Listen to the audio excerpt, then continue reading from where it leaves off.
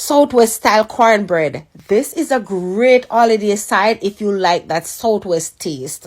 Now, I love me a good Southwest salad. So when I saw this Southwest cornbread in store, I was excited to try it. I think it said Southwest churro cornbread. Once I poured out the box, I noticed that it was a little different from regular cornbread mix. It was coarser. So I decided to use duck eggs. So I used 2 duck eggs. After breaking down the lumps, I added the eggs and then I added some milk. Just the milk that I use. Any milk that you use. I also added some melted butter and then me start mix it in with my spatula. With the 2 large duck eggs and the milk, I realized that I had added too much liquid. So I'm going with some yellow cornmeal, mix that in, and it still looked like it wanted a little thing. So I added like a 1/4 cup of flour and I mix that in thoroughly. After I mix that out, I taste it. I wanted it a little sweeter, so I added a little honey. I suggest you taste it before you add the honey if you add the brown sugar already, or you can skip the brown sugar and just add the honey. A lot of times I do that. I mix that out until everything incorporate and then I throw it in a baking tin. Now I told you guys I've been using duck eggs and a lot of the comments saying the duck egg really raw. But like I said, I was a little sick and I couldn't smell that. I know that my sinus is clearing up. I do smell a little rawness. So I zest 1 whole large lemon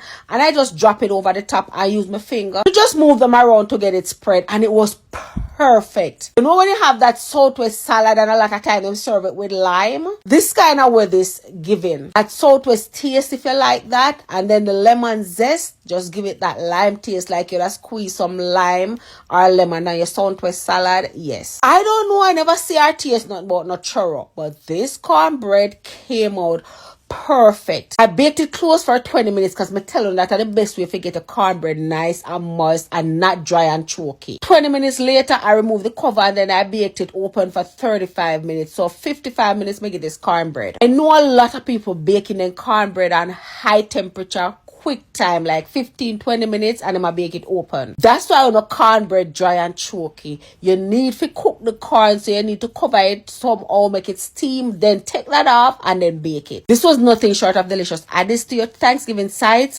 because me know you never had.